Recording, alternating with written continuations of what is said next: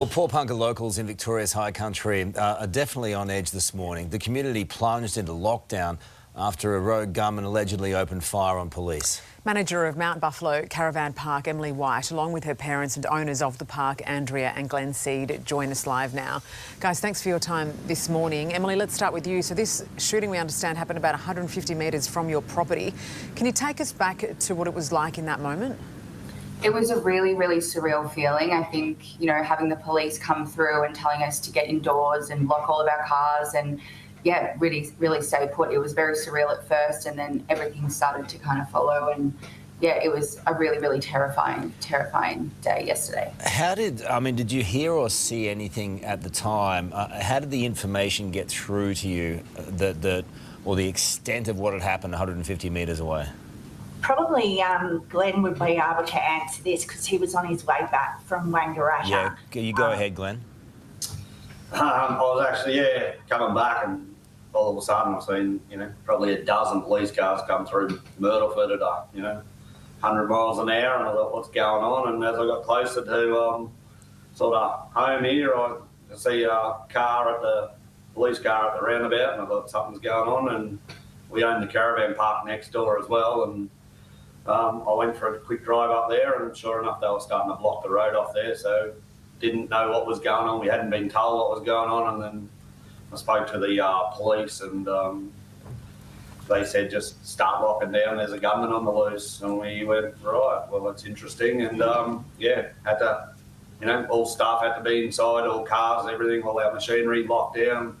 So that was sort of panic control till we sort of got a bit more information. The police come flying through the parks, looking everywhere.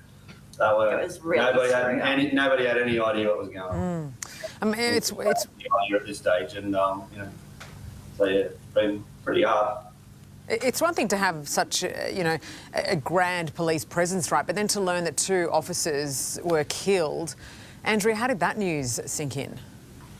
Well, as we've said, we didn't know a lot, but when we were told about that, I guess it was just that horrible feeling that, people have gone to work and everyone hopes they're going to return home. Yeah. Don't they? At the end of the day, we all hope that we're going to return home, and these people go to work to protect our community and they're not going home to their loved ones. And our condolences, our thoughts, everything go out to those affected families yesterday. It's a pretty tight-knit community. Did you know any of the officers? I mean, you would know police in the area, but I mean, just that feeling, and then for the officers to have to go out and try and find someone who has done this to their brothers. How do you sum that up? Unfathomable. It is unfathomable, Carl, and it's also they're in a good, hard predicament because there's some inhospitable terrain where they are. And I'm sure this guy knows it fairly well. So that's, the police are doing a great job. Yeah. Unfortunately, they've got some challenges out of them, and the weather's not on their side up here today. It's been a rubbishy night for them, and it's going to be a rubbishy day by the looks of it. So, yeah. But yeah, so it's hard for everybody. Nobody has any idea. Nobody knows, where he is, or do you walk outside to get some fresh air or anything? We don't know. Yeah. Is this a guy that you were familiar with in the community? Did he sort of freak?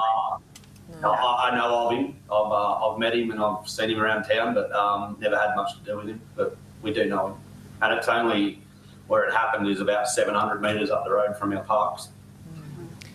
How do you feel about him? He's never done anything wrong to me. I can't really explain it, So it's hard. But it's not a very nice thing to do for anybody. Nobody deserves that, and we've all got our own thoughts on things, but he's unfortunately expressed his a bit too much. Okay, you're being told to stay indoors now. What's the flow of information like?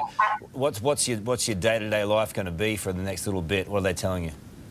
So at this moment, we haven't had a current update, so we're just going by that we've still got to stay indoors, keep safe, and basically lock down inside until further notice. So we had guests staying at the park. Unfortunately, last night they couldn't get back in due to the where we are. There's a roundabout, so they all couldn't get through, so they had to get other accommodation in Bright. So, and our day-to-day now will be We won't be opening our park, obviously, and we just have to sit tight and stay safe and wait for further instructions from the Victoria Police. All right. Well, it is such a beautiful part of Victoria and at the moment a really terrifying one, but we do think of you all and hope that you all stay safe. Thank you for joining us this morning, guys. Appreciate it. Okay, thanks, guys.